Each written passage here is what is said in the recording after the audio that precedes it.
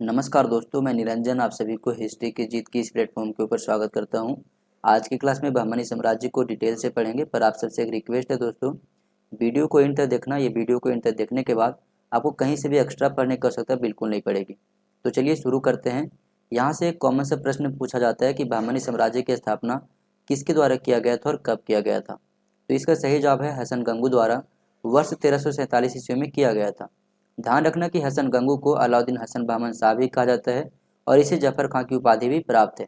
अगला प्रश्न पूछा जाता है कि बहमनी साम्राज्य की स्थापना के समय दिल्ली सल्तनत का रूलर कौन था। तो इसका सही जवाब है मोहम्मद बिन तुगलक। तो ये तो बेसिक प्रश्न हो गए। अब हम डिटेल्स में समझते हैं। खिलजी वंशीय शासक अलाउद्दीन खिलजी से लेकर के मोहम्मद बिन तुगलक तक दक्षिण भारत के कई सारे क्षेत्रों को एक एक करके जीता गया।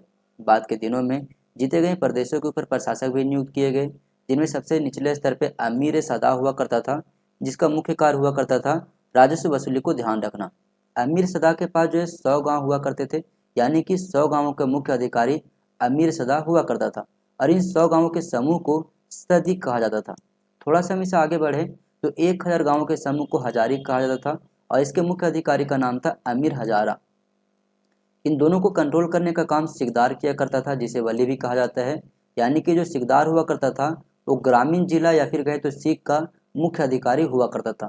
इससे थोड़ा सा हम ऊपर चले जाएं तो प्रांत हुआ करता था और इस समय यानी कि मोहम्मद बिन तुगलक के कार्यकाल में टोटल दक्कन वाले एरिया में 23 प्रांत हुआ करते थे और इन सभी प्रांतों को कंट्रोल करने का काम एक गवर्नर किया करता था, जिसे राज्यपाल भी कह सकते हो और वायसराय भी।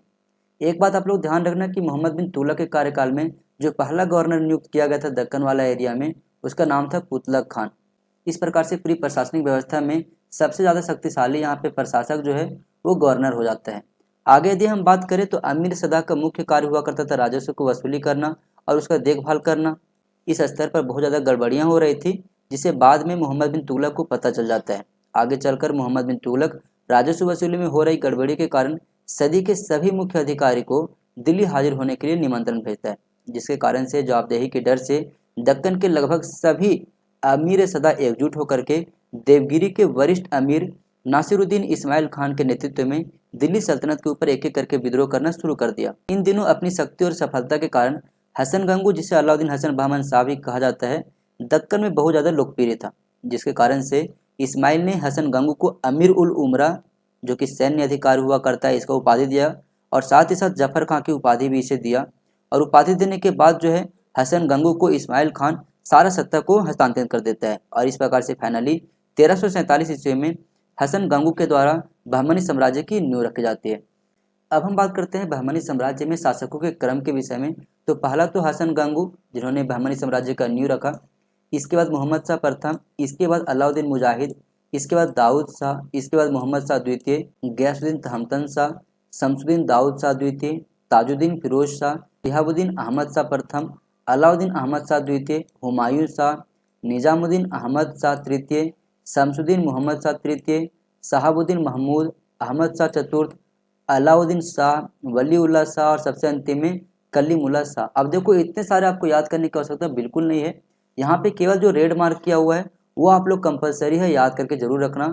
अब हम इनकी विशेषताओं की बात करते हैं एक एक करके। सबसे पहले हम लोग बात करते हैं हसन गंगू के विषय में। तो जफर खान नामक सरदार अलाउद्दीन हसन बहमन शाह की उपाधि धारण करके 1347 ईस्वी में सिंहासन रूढ़ हुआ और बहमनी साम्राज्य का नींव रखा।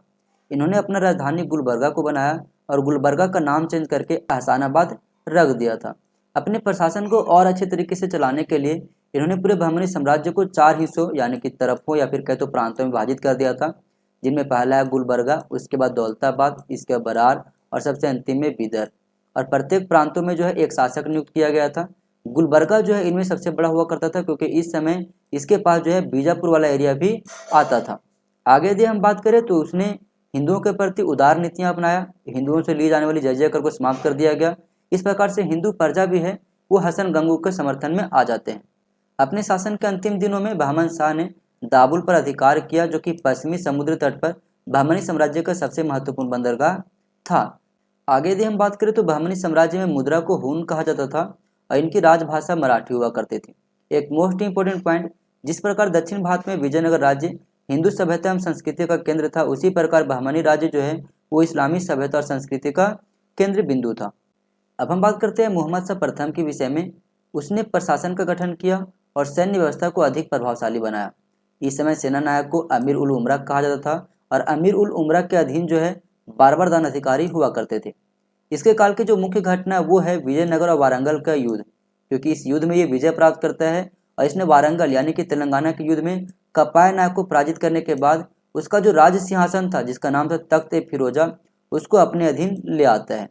इसी काल में बारूद का प्रयोग भी हुआ था पहली बार, जो कि रक्षा संगठन के क्षेत्र में एक नई क्रांति मानी जाती है।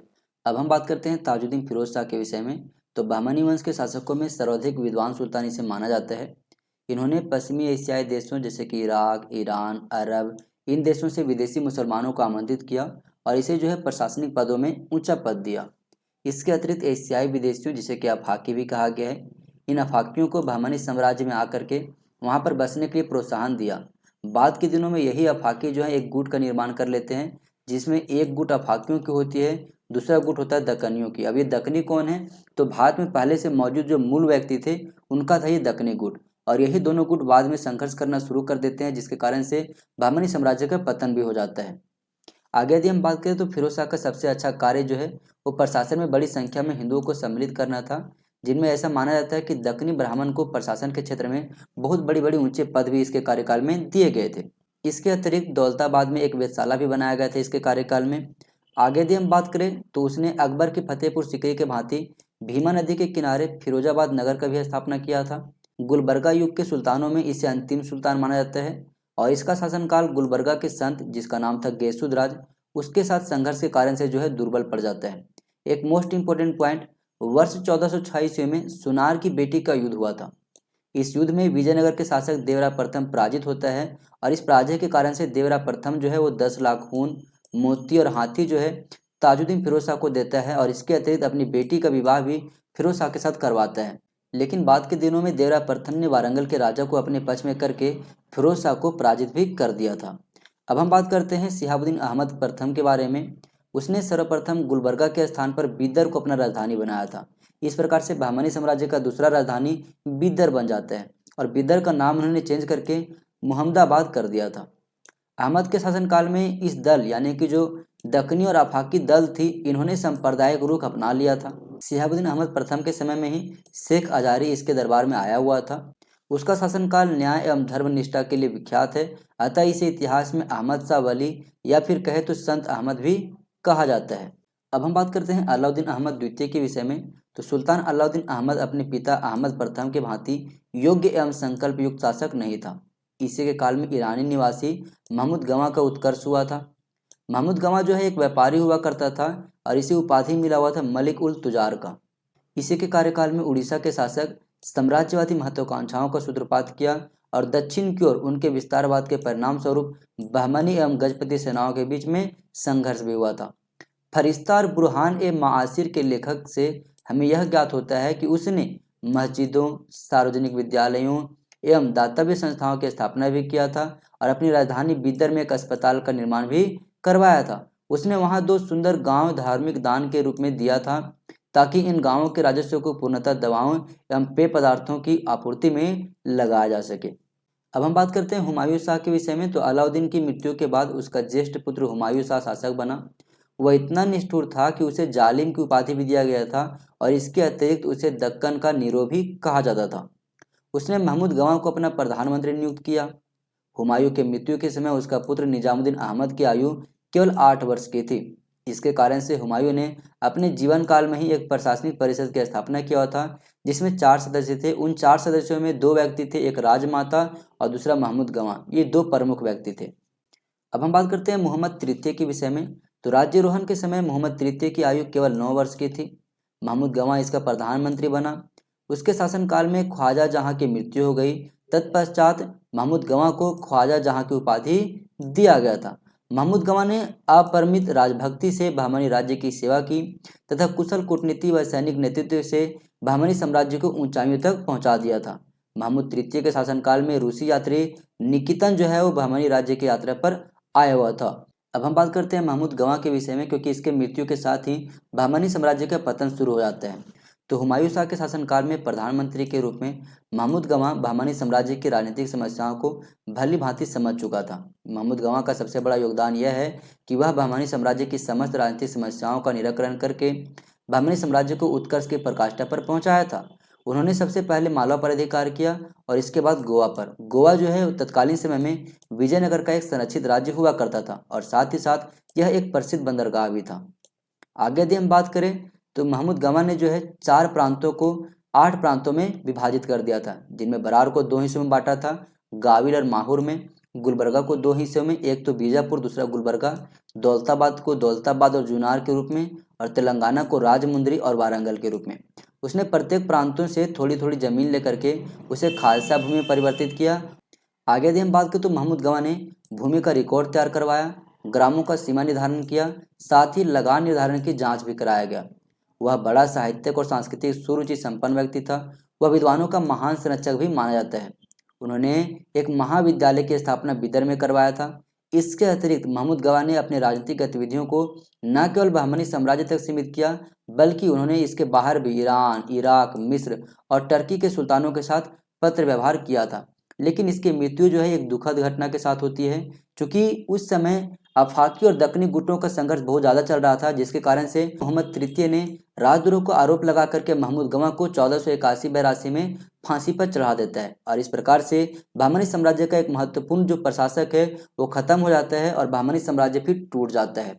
आगे यदि हम बात करें तो महमूद गवां की मृत्यु के 2 दशक के भीतर ही बहमानी साम्राज्य का तीव्र गति से पतन प्रारंभ हो गया। शिहाबुद्दीन महमूद शाह के शासनकाल में प्रांतीय तरफदारों ने अपनी स्वतंत्रता घोषित करना प्रारंभ कर दिया। बहमानी साम्राज्य का अंतिम शासक कलीमुल्लाह शाह था।